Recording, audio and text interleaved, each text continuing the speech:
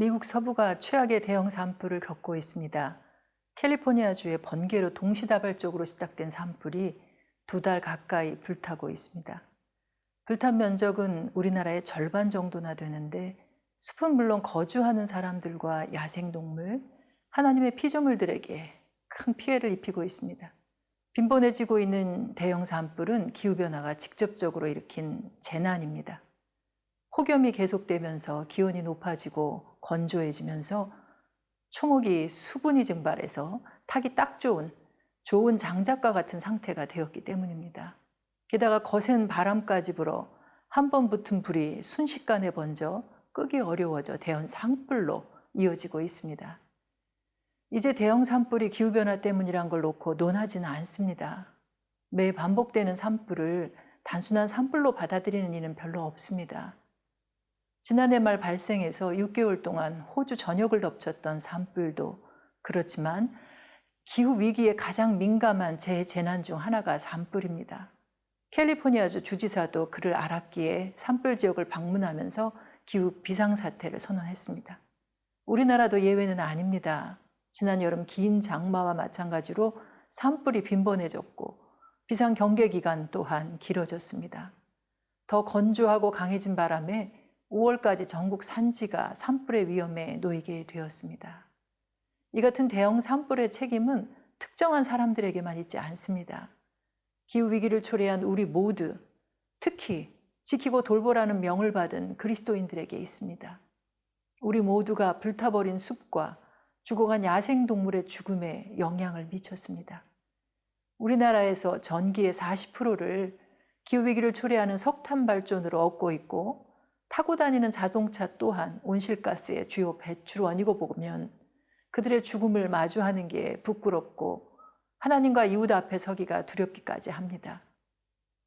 기후위기로 인해 재난을 막으려면 하루라도 빨리 탄소 배출을 줄여야 합니다.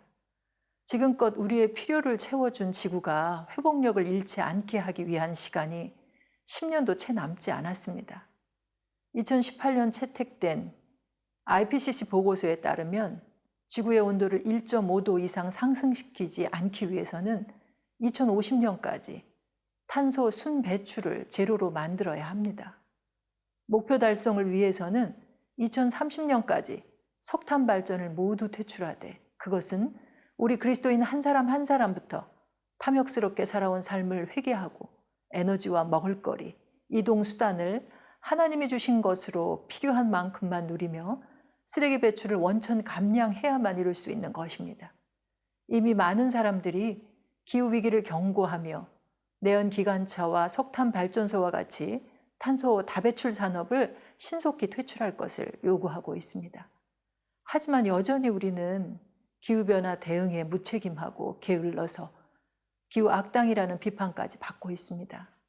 국내 석탄 발전소가 60기나 가동되고 있는 데다 신규로 7기를 더 건설하고 있습니다. 우리의 석탄 소비량도 계속 늘고 있는데 한 사람이 소비하는 걸로 치면 세계 1위인 호주에 이어 최대 석탄 소비국인 중국보다도 높습니다. 해외로의 석탄 발전소 투자도 세계 3위로 베트남, 인도네시아가 더 많은 석탄을 호주로부터 수입하게 하는 데 일조하고 있습니다.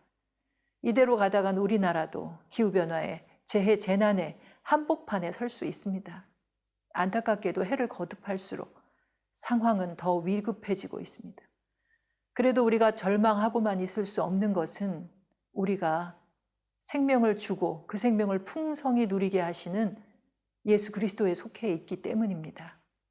이번 대형 산불은 물론 우리의 탐욕스러운 삶이 기후위기를 앞으로 더 부추기겠지만 창조주 하나님을 신뢰하면서 재난과 죽음으로 가는 길을 거부하고 생명이 살아 숨쉬는 지구를 위한 선택을 해야 합니다. 재난으로 죄 없이 사라져가는 수많은 생명을 마음에 품고 함께하는 이들과 더불어서 탄소 배출 제로를 향한 걸음을 내딛어야 합니다. 일상은 물론 교회와 사회, 국가적 차원에서 이 위기와 당당히 마주하며 대응해야 합니다. 우선은 코로나와 긴 장마와 태풍 그리고 산불 속에서 하나님의 피조물들이 우리 하나님의 자녀들을 향해 보내는 긴급 구조 신호 SOS를, 그 신호를 들을 수 있어야 합니다.